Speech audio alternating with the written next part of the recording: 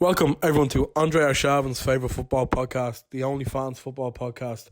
Crown returns this week as Chelsea narrowly do the job against Leeds, while Liverpool get the win over Stevie G's Aston Villa. The lads talk European football shithousery and what defines a Christmas film and song in a week where NYCFC win their first MLS title. We hope you enjoy the podcast wherever you're listening, and be sure to follow our Instagram, Spotify, YouTube, Twitter and TikTok. Take it easy. My spidey senses tell me this is gonna get fucking tasty, baby! I will love it if we beat them. Love it. There's a slice of cheese, Minigo Giantsopoulos. I have a dream. Arnie, cut! Badler. The fella in the green and white shirt. The guys up in the joy have asked to be put back in their cells. If you stop waffling, we might get some work done. He has to go, blood. He has to go, blood. Get out! Get out, Man United! Origi! Torres to give Chelsea a place in the Shane Long has done it! Let me add a little bit of spice to that. Is he a fucking space? My grandmother had wheels, she would have been a bike. I think I'm a special one. I'm the normal one. I never knew Stoke were that good. Hello everyone and welcome to episode 18 of the Only Fans football podcast. For the fans, by the fans. By the fans. Adzi, I'm back. Welcome back, Cran. Did you miss me? No, not particularly, no. Obviously I did. Obviously it's a welcome back from me to you. I wouldn't have gotten the corona out if I didn't want you to come back. I'm not doing the podcast anymore. Tell you what, shout out to all the Instagram users today who are sharing the stories of the F1. I didn't know the F1 was on, but thanks for letting me know. Yeah, come here, look at it. It's nice. It's like the blow-in in the League of Ireland. Like all these F1 fans coming out of nowhere. I mean, I'm delighted for Lewis Hamilton myself. I am delighted for Lewis. I'm glad he lost. In Max Verstappen we trust. And there was one point today where I texted Adzi. I was like, "Do you see the finish of the F1?" And then he goes, "I'm not doing the podcast anymore." I replied to you and I said, "Cran, I'm not a Tory. I am not watching F1. I'm extremely sorry." It's mad the amount of people came out to work though. We were all F1 fans on the day of the F1 finale. Who would have known? Who would have known? It's like now Spider-Man comes out next week and everyone's gonna be dressed up as fucking Tobey Maguire. You know what I mean? And put it on their stories. Yeah. Yeah, I couldn't believe it now. I am happy now that Hampton lost. I heard you were improving your Portuguese anyway while I was gone. I was having problems with the fire stick at the minute, so I've been watching a lot of Portuguese television for the sports. The soaps and that, is it? Yeah. Now, come here, Telemundo's alright now for Friday evening. But for after hours. For the Liverpool Wolves match, that's what I was looking at. I was looking at Portuguese stream. We're currently here looking at the Madrid derby, by the way, just to let people know in case we, as we usually do, scream throughout the game. Drinking a few Coronas over Sunday evening. What else would you be doing? 1-0 to Real Madrid currently. Benzema with the goal. He's having a good season. How was your week, Adzi? I was just about to ask you the same thing. I'd rather you go first. I mean, I haven't had much of a week. I haven't had much of a week in general, other than the usual kind of shit. I was doing a lot of Christmas shopping this week again, which I actually really enjoy. We have a bit of a festive get it out coming up after a while as well. But yeah, just Christmas shopping, and I was obviously Champions League was during the week, the last round of the coveted Champions League, and yeah, and I just watched Champions League, and then I was out boozing last night. I had a bit of a mad night last night, so we started off on the back page of Phibsborough. Myself, Dylan, Shay watching the Liverpool Villa and Chelsea and Leeds game. Obviously Shay being a Chelsea fan. I know, sorry about him. So we moved over then to, I think it's Clark's at Phibsborough, I think that was called, and we were watching for a breakfast roll. No, not that Clark's. The Clark's beside the back page. Come on. Sorry. And we went for a few nice pints of Guinness in the Clark's, and it was actually delicious. Very underrated Guinness in there. Yeah, and then we ended up going to McGowan's, and we went up to the door, and it was like, this had like 7:30. So we were like, fuck it, we'll definitely get in. Have you got a booking? No, there's only 4 of us though. I can't let you in. There was about 20 empty tables. We were like, come here. Can you not just let us in on one of the tables? And when they come, we'll leave. Like, you're literally doing yourself out of money here. No, we can't do that. So I was like, right, fair enough. We went back to Clarkstown, had another few points. And then the group sort of dismembered. Poor O'Shea was locked. He had to go home. And then I met up with Dill again. Dill was on 12 pubs with a few of the lads. We ended up in the Glimmerman of Stony Batter. Past that, I don't really remember much else. I woke up with the Book of Lazarus in my jacket pocket this morning. I have no idea how. The Book of Lazarus? What does that entail? It's a book about Lazarus. No idea. It wasn't a Mormon book, thank fuck. But come here, how was your week, Cran?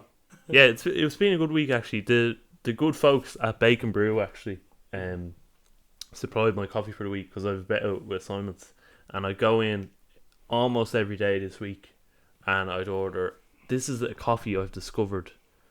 It's the perfect coffee. Okay, I didn't think there was such a thing as this coffee until about 2 weeks ago, but it's a mocha. Okay, but instead of just a mocha, you say an extra shot of espresso there. Ooh.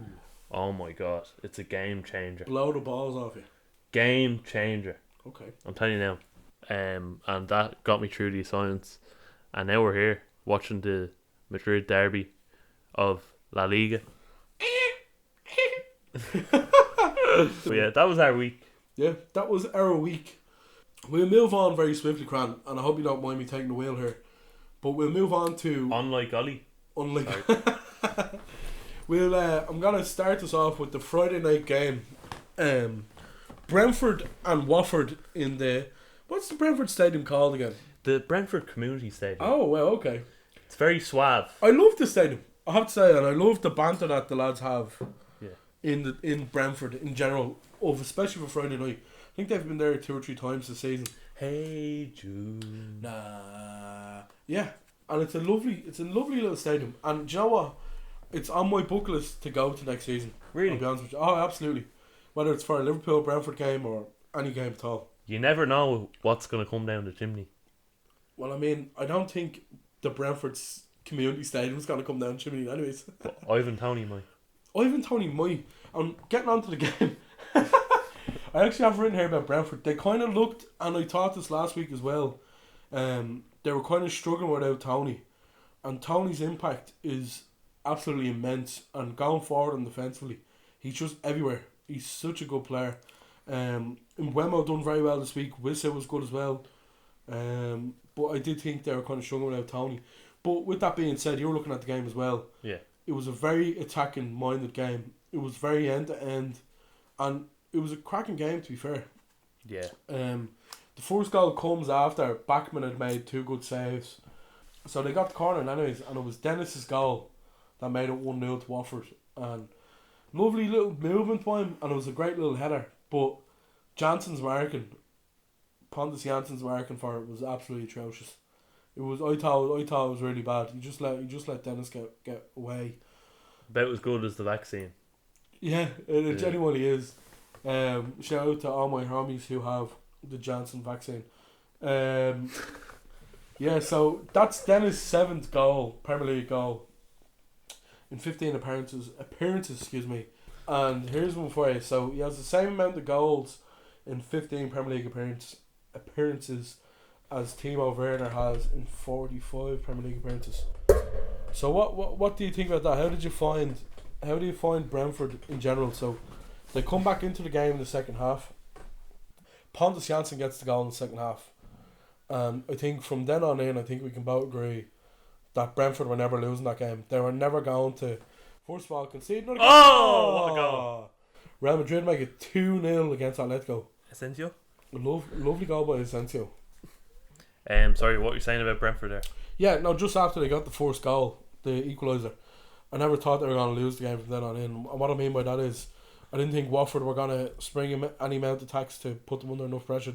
With Watford having Trust Econ playing. Oh, he's the most untrustful player. And did you hear what he does as well?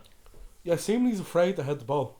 Unless you're talking about something different. No, I'm talking about something different. Okay. He has his own personal mental coach. Oh, wow. That tells him what to do after every game. Kind of strange. It's borderline mental. Yeah. Full stop. That's probably why he needs it. But yeah, Trusty Kong, he cost Watford the game more or less. I think it was when Wemo was running towards him.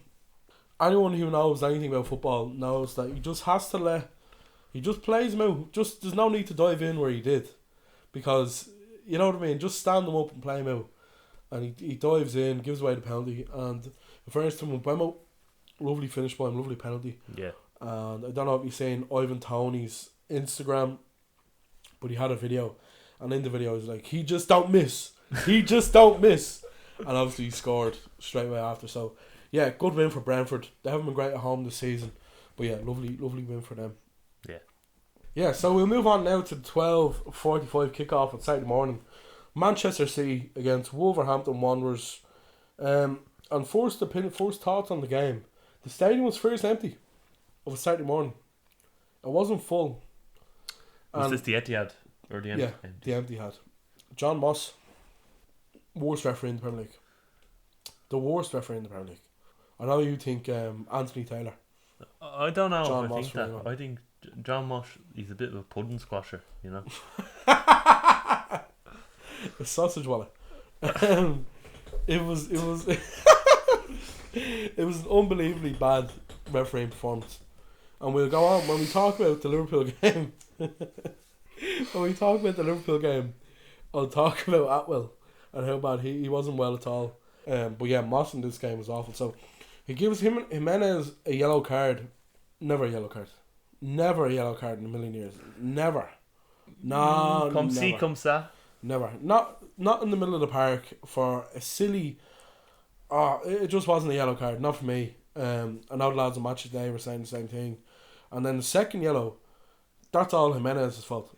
And Jimenez, after getting the first yellow, you think, like, don't do anything stupid. It's nearly half time. Yeah. And obviously he done something stupid, and Moss punished him for it. But I think in general it was just everyone involved was kind of to blame. So then you have the penalty. I didn't see that. That was never a penalty. Never in a million years. So it's crossed in from, I think, Walker. And it literally, I'm moving my arm. Oh, it's a handball. It's a handball, and it hits his armpit. Yeah. It hits his fucking pubes on his arm, like. It was never a penalty. Yeah, I'm not sure about those ones. They're very unfair. But it genuinely hits like the arch of his armpit. So I don't know where he's getting a handball for that, but shocking anyways. And obviously Sterling wins it from then on in. Just a quick note about Wolves. They're a very stubborn team. They done well against us last week. Yeah. To keep it 0-0 until the 94th minute. This week it was 0-0 until the 70th minute. And who knows what it would have been if Jimenez was on the pitch and if John Moss wasn't refereeing the game. But yeah, Grealish had a sitter to make it 2-0, which he missed. I don't think he scored for City in the Premier League yet. I think he's scored. Not in the Premier League though. I think he has. Are you sure? He scored one yet. I'm pretty sure he scored. I think the game after his debut. Oh, I don't think so. I could be wrong now, but I thought the commentator on Match Day said he's still yet scored in the Premier League. Maybe not. Yeah, I think Wolvesby, the last two games, it could have definitely, instead of it being 0 from 6, could have been 2 from 6 for them. And unfortunately for them it wasn't, but those two wins from Liverpool and City, it's just the epitome of like wins that win your leagues and stuff like that. So good wins for them. And yeah, we'll move on to the first 3 o'clocker. Cran, do you want to take us away? The first 3 o'clocker? Yes, I will. Will I take Arsenal first? Yeah, go over. Yeah. So a 3-0 win for Arsenal against Southampton. Hasenhüttl back again in the suit. And it didn't serve him well again. It's like when he wears the suit or he wears the waistcoat, he's destined to lose, you know. Yeah. But anyway, first goal comes from Lacazette, and I have to say it was actually a great goal. It comes to him first time, he hits it with his right and blasts it into like the top of the net, and then makes it 1-0. Odegaard's goal as well, fairly crafty. He's a good player, Odegaard. He gets the second, and then the final goal comes from a Gabriel Martinelli assist. Another good player. To another Gabriel. Good goal. And I'm actually a big fan of Martinelli, to be fair. I really like Martinelli. I think as well. himself, He's a speedster. Yeah. Speed dribbler. It's weird with Arsenal though at the moment, because they're winning all these sort of games against the mid-table teams, which is good for them because that form alone will trend them towards the top 4. Yeah. But when it comes to the top 6 games, they haven't a sniff. You know what I mean? They're not really putting in the performances against them, but maybe that's just their level at the moment. Yeah, but to be fair, they're winning games that they should be winning. That's what I'm taking from it. And so the only teams that they're really not competing with at all is ourselves and City. So they're still winning games that they should. And that's good for them. They're getting slowly better. And I think a trophy next for them. I'm still not convinced on Arteta though, if I'm honest. I think he's doing an okay job, but if they want to get the best out of that squad, I think they need a better manager because their squad's not bad. Yeah, and to be fair, in the battle between himself, Lampard and Ollie, he's the only one to win a trophy and to still be in a job. So you do have to give him credit where it's due in that sense. I do agree in a way that they might need a better manager to take them to that next level. But I said there maybe a trophy be next for them. I actually think top 4 or Europe and in general be next for them. Yeah. And if he can get that and then keep progressing, I think a lot of Arsenal fans will be quite happy, to be honest with you. I'll move on quickly. I'll do the Leeds Chelsea game before you do Liverpool. Right. This game, Adzi, it was cracking game of football, by the way. Yeah, and I have to say, at the moment, what we're struggling with is no Kovacic, no Kante. I think those are our main problems. Loftus-Cheek, he's good, but he can't really play the role of a sitter. Jorginho sits, but he could do with Kante or Kovacic beside him. Yeah. So it's sort of like that's why the games are so open at the moment, I think. And you're seeing teams scoring against us, like Zenit whacked 3 against us the other day. That wouldn't be happening last year under Tuchel. So it was a case of a great game against Leeds. It was a bit of a derby as well. There's a bit of history in it with the FA Cup finals back in the day. So there's a bit of fire to the fixture. Leeds got first blood anyway. Rafinha gets the goal. Alonso, penalty. Was it penalty?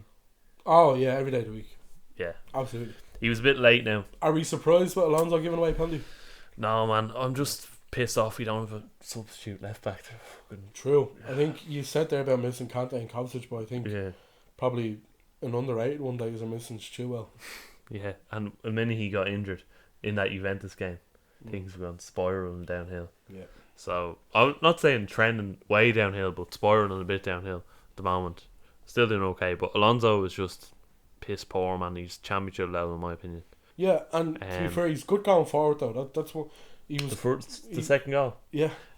He dispossessed. I think who was playing right back for Leeds. I can't remember. Shackleton, I think. Shackleton, yeah. Or Dallas. He dispossessed him anyway. Brings it forward, puts it in first time for Mount, and Mount just buries it, and really poor position by Meslier for that, by the way. Meslier, yeah, it's a good finish. Yeah, Mount now reached 6 goals and 6 assists in the Premier League. Good numbers since you said he should be scoring more. Is that since I said it? Yeah, he hasn't scored 6, has he? He scored 6. I think when I said it, he'd gotten the hat trick against Norwich. Yeah. Yeah, 3 goals. No, he's doing well. He's Mount's a good player. Yeah. I just think at times he doesn't perform, but I think he's carrying an injury as well, isn't he? So yeah, he's doing well at the moment. And then obviously the second half, Rudiger. I have the Germany jersey on in solidarity today. Rudiger was terrific in the game, I thought. He's having a good season. Yeah, and he got into the box. I don't know why he was going into the box now, but he's causing all sorts of havoc because the Leeds players. Well, I wouldn't say they couldn't deal with him because the first penalty's a bit iffy, Yeah. Slides in on Rudiger. As he's saying, he's playing the ball.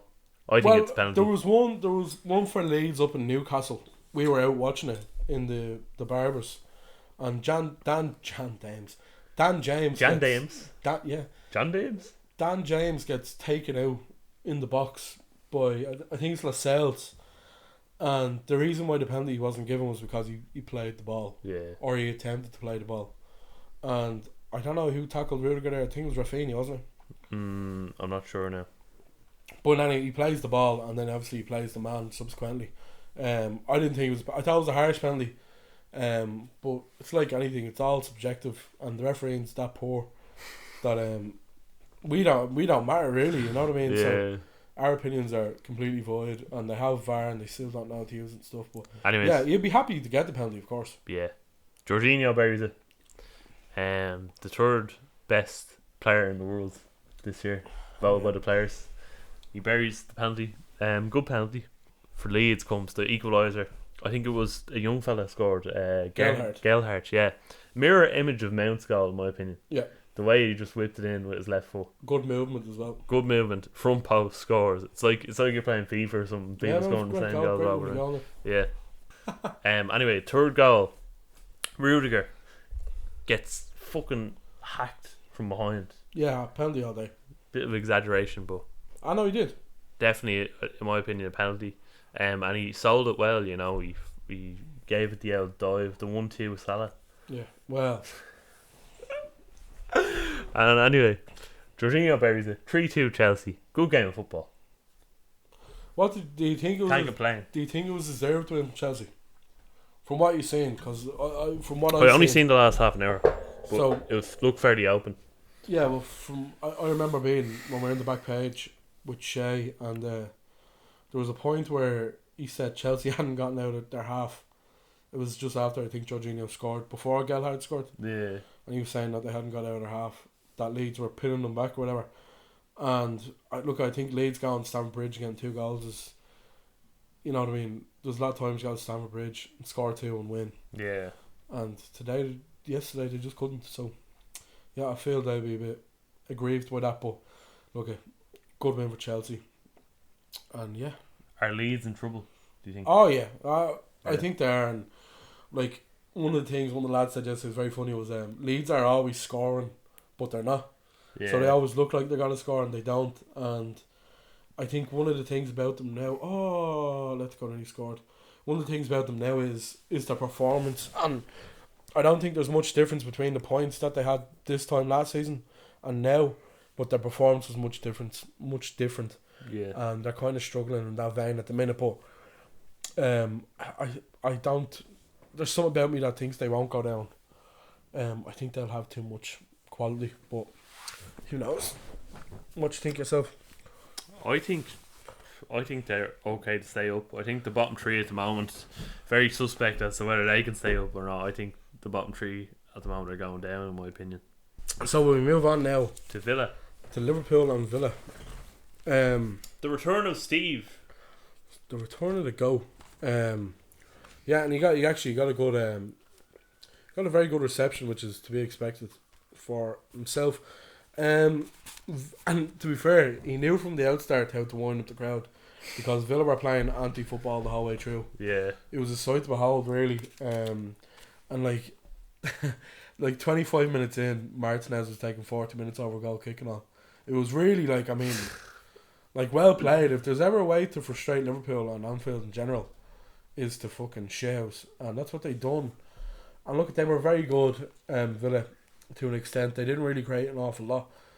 I have stuff written here about Atwell, really, really poor. And I was saying to Dave there, Liverpool should have had 3 penalties. Robertson was taken out by Cash and Konza on 2 separate occasions, and then Mane was dragged by the scruff of the neck by Cash, and not one penalty was given. And you can talk about Salah's penalty and say was it a penalty or if it wasn't. It was a penalty.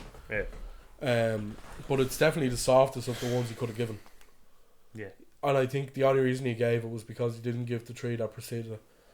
So I think I'd definitely say he went in a half time, and the VAR, whoever the VAR was on the day, on the lines were saying here, they were 3 penalties you could have given there, and he didn't give one of them.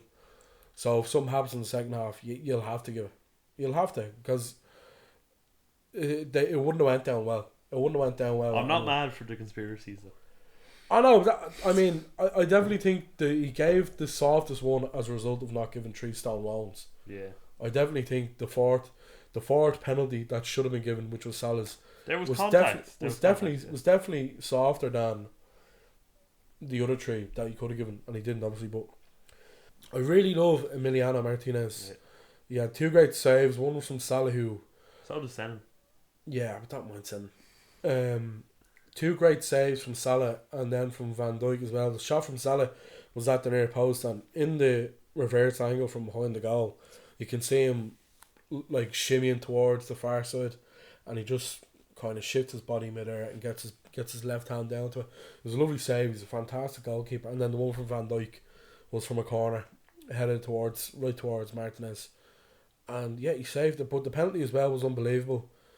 In fairness, like looking at Salah running up to it, and when he hit it, you could have sworn it was going wide. Yeah. But I think that aided it in the fact that he hit it as far bottom right as he could without it going wide, and it was, in a way, it was perfectly placed. Salah misses penalties a lot, doesn't he? Well, the odd time. I think stats wise, in his last 9 penalties, he's missed 1, and that was against AC Milan Champions League this season. So he's fairly reliable. You know what I mean? I think if I was to pick anyone for Liverpool to take penalties, it'd be Milner. Milner, yeah. And he is Mr. Reliable. Yeah, I'm really happy that win yesterday, and you know it's a trend there between the top 3 teams, ourselves and City. Penalties won us the game, but yeah, good win for Liverpool, good win for City, and good win for Chelsea. I think we're all happy after that weekend. We'll move on to the more relevant club now. Man United versus Norwich. They win 1-0, and I don't know, I'm not fully convinced by Thor and the United boys. Thor Ragnarok. I'm not fully convinced. Like, look, it was all United for the most part in the game in general, but you expect that against Norwich. Again, to come away and look, for me, they didn't look like scoring in general. They were on top and they created a few half chances, and to be fair, Krill made 1 or 2 good saves, but it was De Gea who made a match-winning save from a header from Kabak. You know what I mean? And I don't know, I'm just not completely convinced by United at the minute. And I did not see 1 minute, but all I heard in work was that was a shit performance last night. There's lots of negativity around it, which tells me rightfully so. Yeah. Ronaldo, I think he won the penalty, and obviously he scored it. And yeah, look, that's what Ronaldo's there for. He's there to win matches, and that's what he's been doing for United. So. And Dean Smith looked like the sit in the interview. He did. You see that meme? Very, very good. I enjoyed that meme a lot. But yeah, a loss for Norwich in a season full of them, so they're used to it. The Sunday game.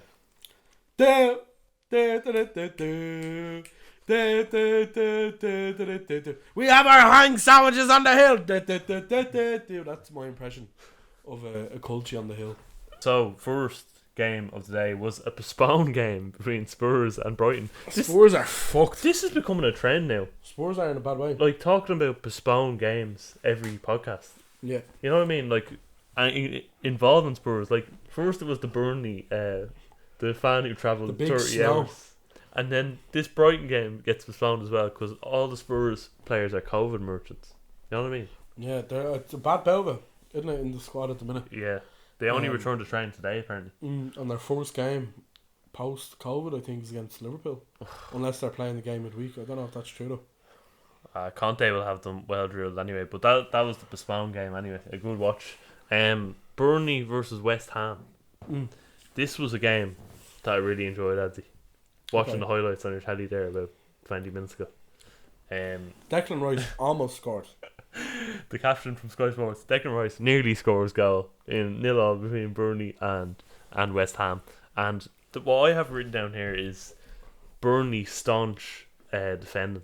That's a word you like to use a lot. Staunch Burnley defending at Turf Moor. It was a great defensive performance, and I have to say, great sweet chin music impression by Dwight McNeil on the legs of Craig Dawson. He absolutely booted him, and it wasn't a penalty. This is what we're talking about, the refereeing. Like, Craig Dawson was in the box, Dwight McNeil kicks the shit out of him. It's not a penalty. What the fuck, like? What is happening? It's so poor. The referee, I swear to God, the refereeing's so poor. You'd swear they don't have eyes the way they're going on. It's just really poor judgment. And they try to make the game as objective as possible, but at the end of the day, a penalty for me might not be a penalty for you, so it is still subjective. So until they make like rules of things more clearer, that's when you'll find a good refereeing performance. But like, a lot of them don't understand what a penalty is and what a penalty isn't and stuff, and it's hard to watch. John Moss was really bad in the Wolves game. Like, I mean, really, really bad. Like, extremely poor. And it was as if he sent Jimenez off so he didn't have to run that much. But yeah, I'm sick of talking about it, to be honest. Leicester versus Newcastle. I had this game, alright. It was... I have to say now, Newcastle were absolutely awful. And you think Eddie Howe would, like, make them better to watch in the sense that they'd be more aesthetically pleasing, like, than Steve Bruce. But I just think that job is a poison chalice at this point. Yeah, you know absolutely. Like, nobody is running. They're not running as a unit. They're not pressing. I don't know if Eddie Howe's telling them to press necessarily, but you think the game has adapted that way. You think they would press. They're not pressing as a team. Sam Maximin, anything that happens with Newcastle at the moment goes through Sam Maximin, which is what it was like under Steve Bruce. Leicester racked up 4 goals today. Tielemans was excellent. Daka did a front flip for his second goal, which I loved. I love his celebration. He does a spin and he does a backflip sort of thing. I'm like, how on earth do you get time to practice this stuff? Yeah, great goals anyway. But they just sort of ripped through Newcastle. Like, there's not much to report on. Newcastle were awful, and I wonder, are they going down at this point? Because everyone thought about Eddie Howe, or the Newcastle fans at least, thought Eddie Howe would be a good appointment. I hope he is. It's only a few games in, but at the moment it's looking like it was under Steve Bruce. It hasn't changed. Best thing for them might be to go down, though.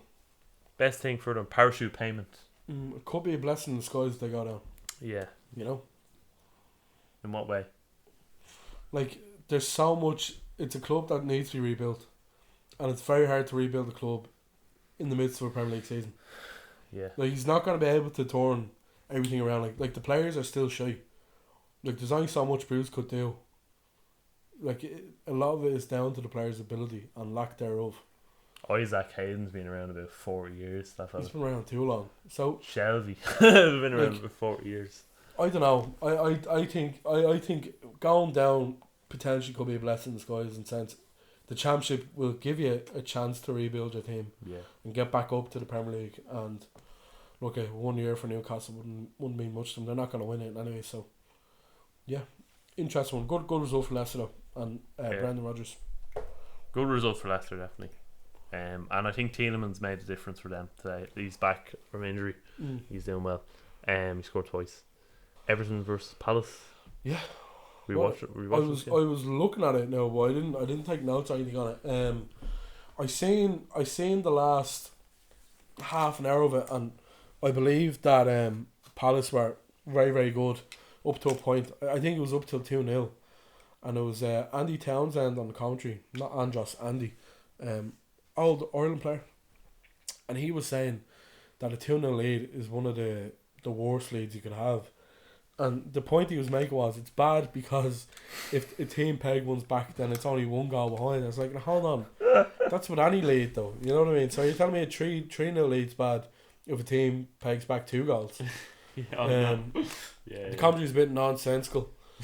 And everything hit back through Solomon Rondon, and he's, you know what? It's his first goal since March this year for Spartak Moscow or some irrelevant club like that. Well, I say irrelevant. I might have a bit of news on Spartak in a minute. And then it was Conor Gallagher that finished the game for what Palace. A goal! What a finish! Think goal of the week, surely. I think goal of the week, and it was Seamus Coleman's ineptitude at right back for this part. He got into a bit of a war with Zaha throughout the game, and like, I think Zaha at times, he doesn't paint himself in glory. He can be a bit of a bastard at times. Yeah.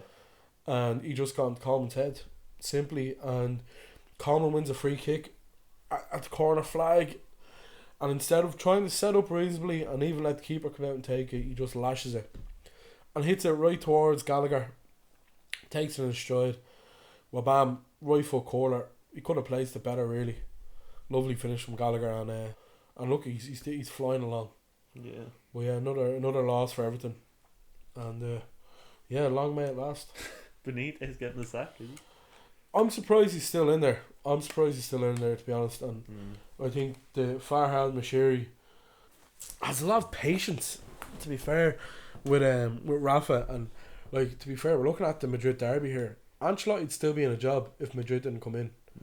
So again, margin of error and stuff like that. It's what difference could it have made if Benitez wasn't there and it was Ancelotti and it was James, and they had that kind of base last season. Like, they're missing Calvert-Lewin as well, so you have to kind of give him a certain amount of rope. But yeah, not great for Rafa at the minute. So that's the week that was. It's the week that was, Cran. You're God of the week. God of the week for me. I'm going to say Geller, because he got 2 goals. Yeah. He was good. Very good player. I have to give it to him. Yeah, I'm going to give my God of the week to Ozan Kabak. Really? Norwich. I was looking at the game in Clark's, and he was very good. Yeah, he was very good now. And in a losing effort, like, Norwich could have gotten some out of that. You know what I mean? Norwich, I don't think necessarily deserved to lose. And I thought Kabak was great throughout. Your goal of the week, Cran. You're shrugging your shoulders here. Your goal of the week. Goal of the week. There really is only one, because there's so many penalties this week. It's been a shy weekend of football, really. Yeah. In terms of entertainment, but I'm gonna give it to Gallagher. Yeah, has to be Gallagher, doesn't it? There's no kind God of and goal for Gallagher. There's no kind of other goals I can think of. Like, you could give it to Jorginho's. Was it second penalty he put into like the top left corner? You could give for the placement of that alone was a great penalty, and then Salah's one was very good as well. Spain's famous for one thing, and I've been over there, and it's great. The great calamari and the likes, and great scampi, great shellfish. But another thing it's great for is cod.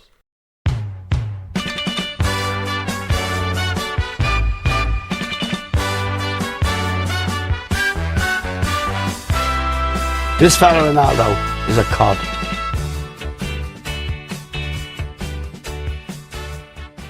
And our cod of the week this week is someone who speaks Spanish, Raúl Jiménez.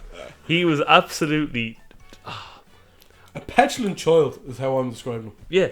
And he gave the game to Manchester City along with John Moss. And he's the prime reason why Wolves lost the game, to be honest, because when he went off, you're against one of the best teams in the league with 10 men. You're never coming out of that game alive. Helped by John Moss, of course, but our call of the week this week is Raúl Jiménez. Raúl Jiménez.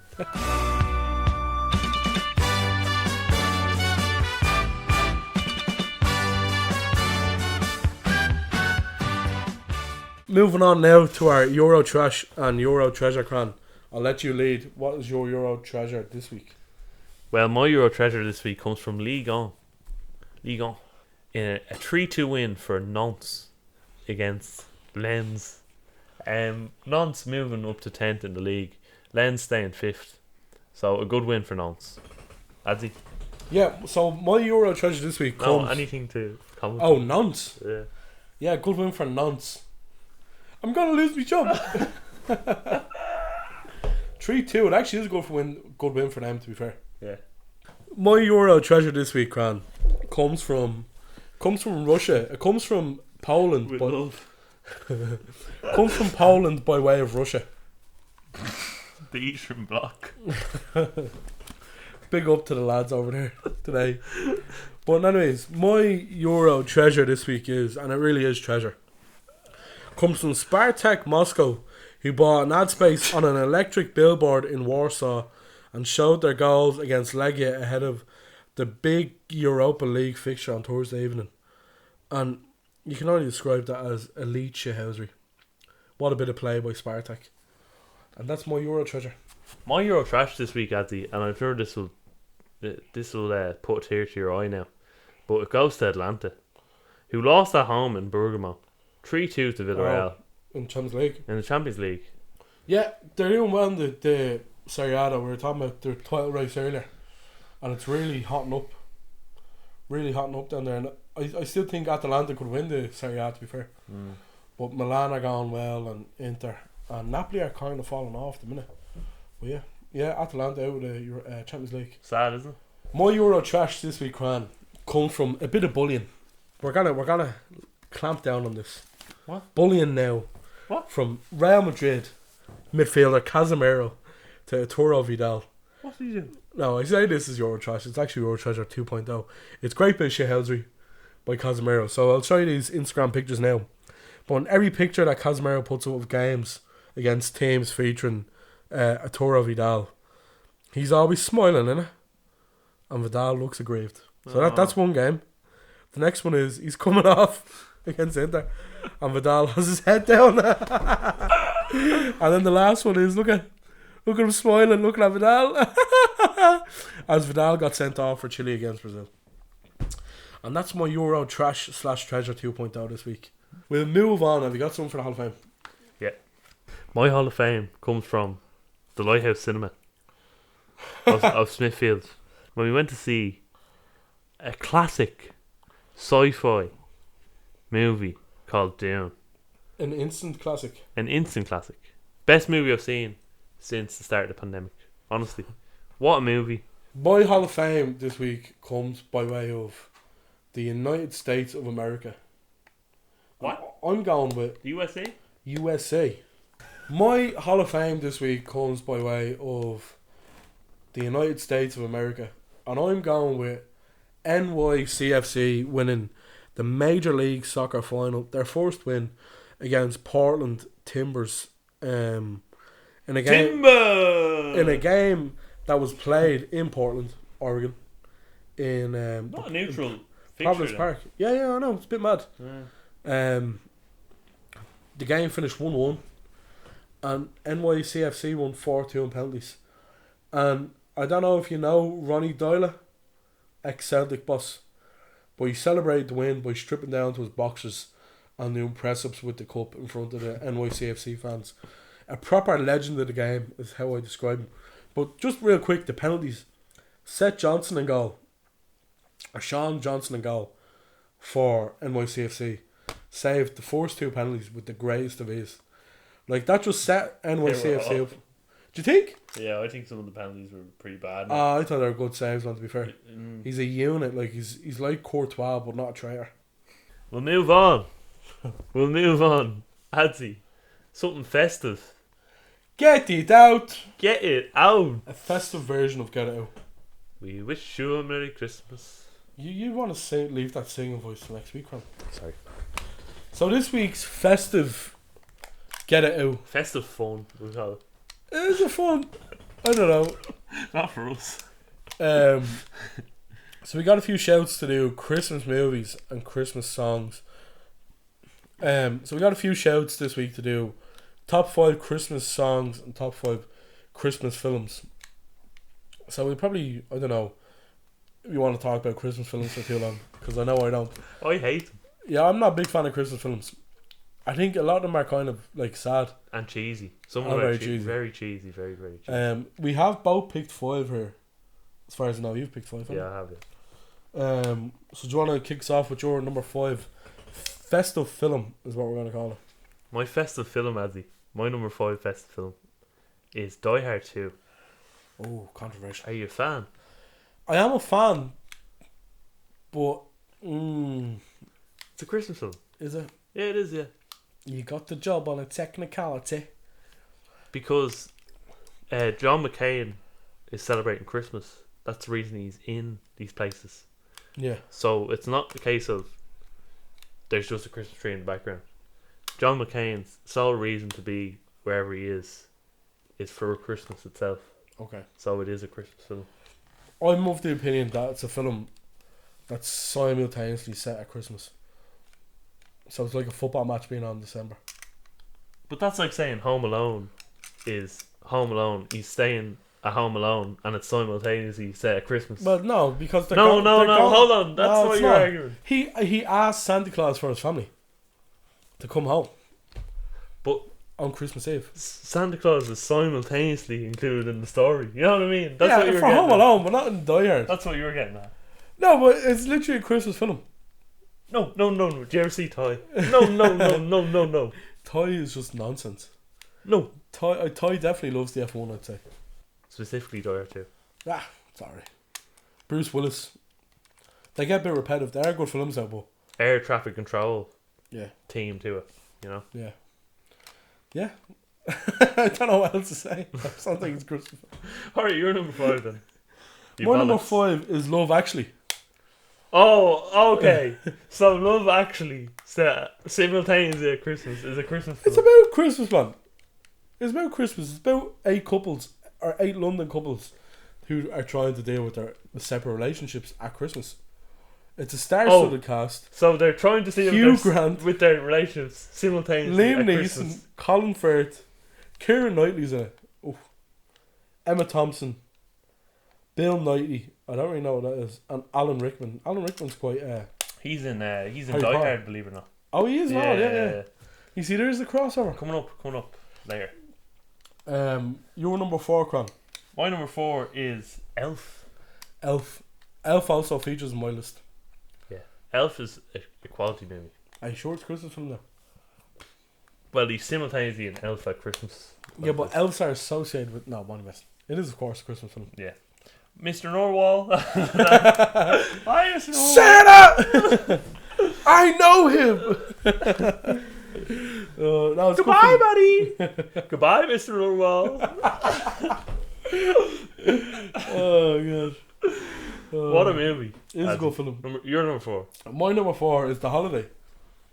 Again, don't look at me as if you're like, these romantic. I have a film that is specifically not a Christmas film, and I have a reason as to why I picked it in here. But regardless, The Holiday is another great Christmas film about love again. Featuring Jack Black. It's a star-studded cast again. Cameron Diaz, Kate Winslet, Jude Law. Hans Zimmer also does music for that, by the way. That's just baffling to me. Yeah, and a romantic comedy. It's essentially just about women who move across the Atlantic and fall in love with like locals.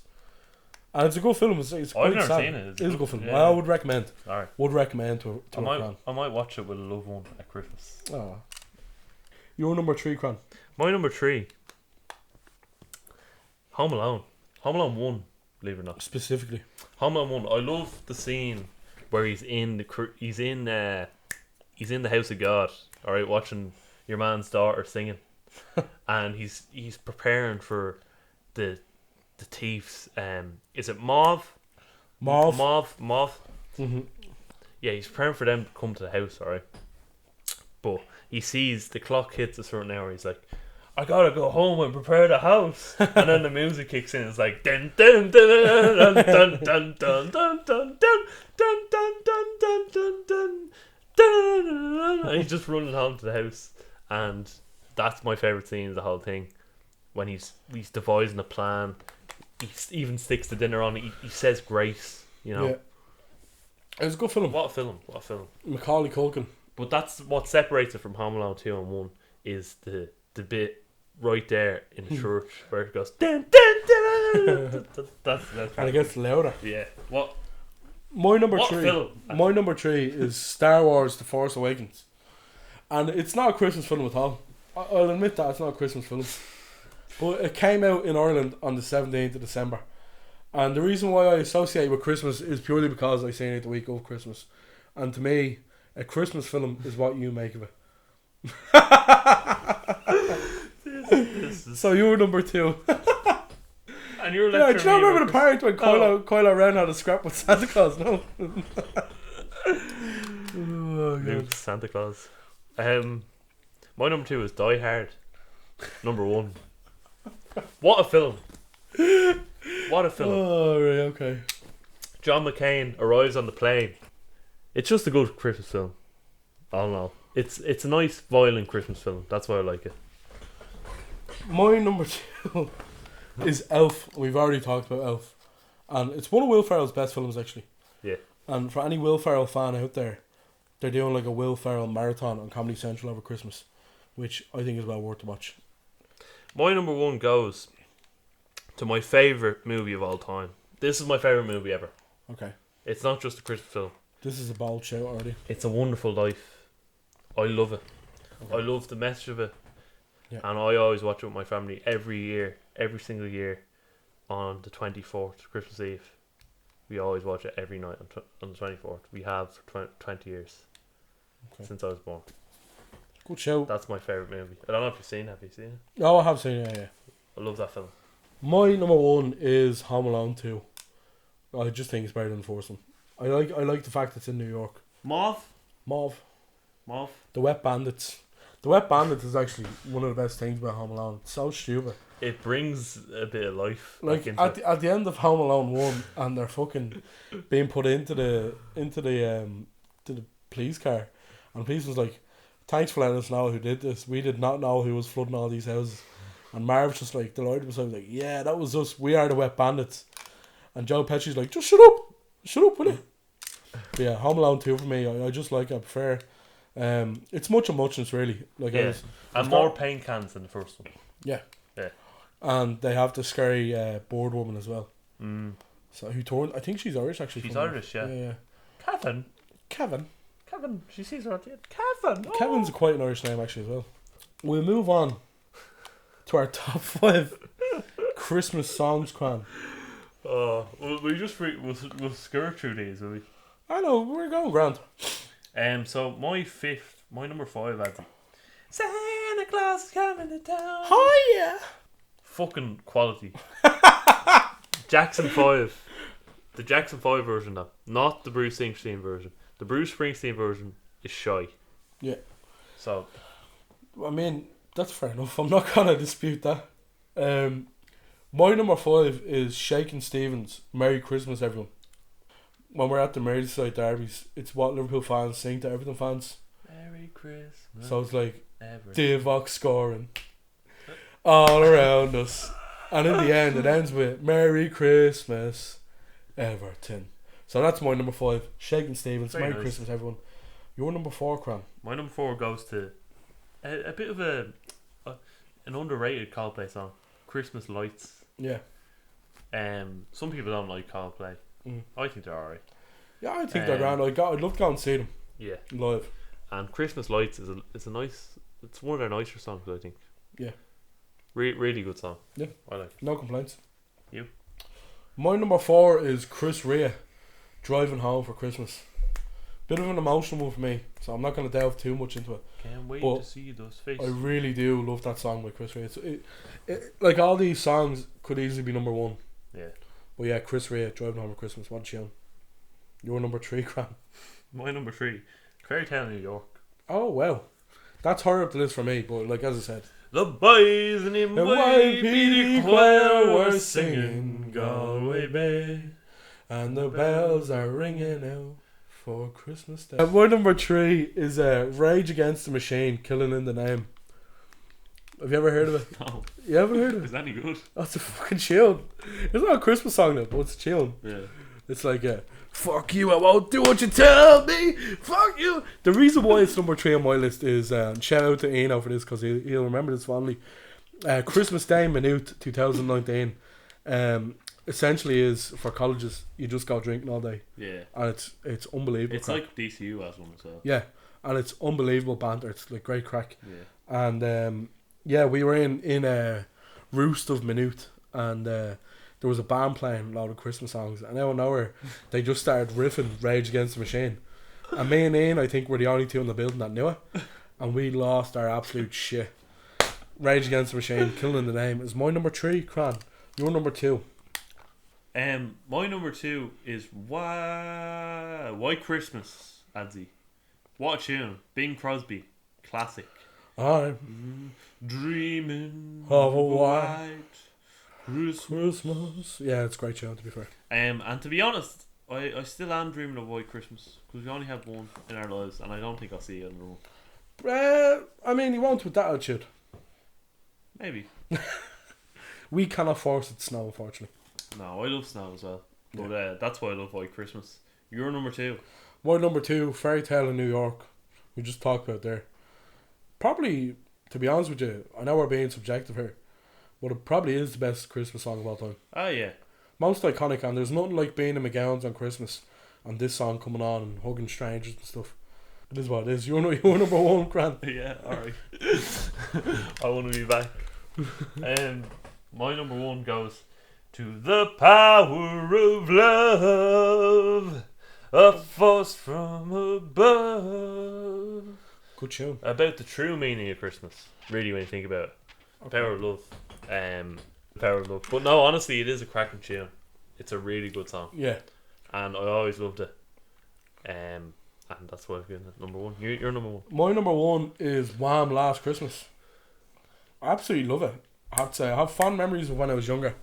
And I'm fond of it as well. We used to go to Lapland when we were younger. Well, we went twice. And they used to have they had Christmas music on in the bus whenever you're going anywhere the whole time. And Wham! Was a big tune there. And you think the more you'd hear it, the more sick you get of it. But it's just a tune. It's actually a belter, like. Yeah, it's a great song. Great song. It's one of my favourites now as well. Yeah, absolute tune. Yeah. And that's my top 5 Christmas songs. Our top 5. Adzi, anything you love to do, particularly around Christmas? Drink. Just get people in the mood. Drink. I love going to a pub and listening to Christmas music. There's Really? nothing better. Oh yeah, absolutely. But do you have any pre-Christmas Eve rituals or anything that you sort of like to? Well, we usually go to the Gravediggers of Glasnevin to have drinks. And that would usually be one thing I used to always do with my dad was we used to watch the Father Ted special. Christmas special and drink Baileys. So yeah, that's what I still do. I keep that tradition alive, and yeah, I actually really do enjoy Christmas for the most part. I love it. Great time of the year. Myself, same as yourself last few years, Gravediggers with yourself as well. Tradition, but I don't know if that's going to happen this year. But I love watching It's a Wonderful Life as well. Yeah, it puts me in a fucking fantastic mood. I love walking around and seeing like Christmas trees and windows and stuff. Like I love the lights and everything of Christmas. I think it creates a good atmosphere. And tell you what else I love as well, how people treat each other. I don't know if you notice it. There's a certain upbeat sort of way. Yeah, definitely. Yeah. And I think, why can't people treat each other that way every day? That's what I always think. I'm like, why can't this be every day? But it isn't. True. Fortunate. But anyway, that's... If it was every day, we wouldn't notice it though. That's the sad thing. True. You know? True. But yeah, Christmas, big plus from us. We have a big Christmas schedule coming up, hopefully. And we won't reveal too much now. We have a few things to start out, of course. And yeah, we will reveal all during the week. But it is... I think that's all for this episode. And anyways, welcome back. And anyways, Cran. Thank you. It's good to have you back again. Yeah. You were missed. To be honest now, it's been a while since I did this, so it has been a bit of a foggy brain episode. But I'd like to thank everyone for listening. If you are new to the podcast, if you're coming over from TikTok or wherever you're coming from, please hit the follow button on Spotify. Support us as well. Support our Instagram, support our Twitter. Because this is only getting started, and we're enjoying it a lot, aren't we? It's only getting going at the minute. Yeah, absolutely. And the turn of the year will hopefully be getting better. Yeah, what we're doing. We have a lot of plans, and we plan on doing the best we can, and hopefully something good comes from it. That's all we can do. And we love you all to join us. No, we love you all. Full stop. Oh. Yeah. But yeah, that's it. That's all. That's all from me. Thanks very much for listening. And we'll leave it there. So there we go.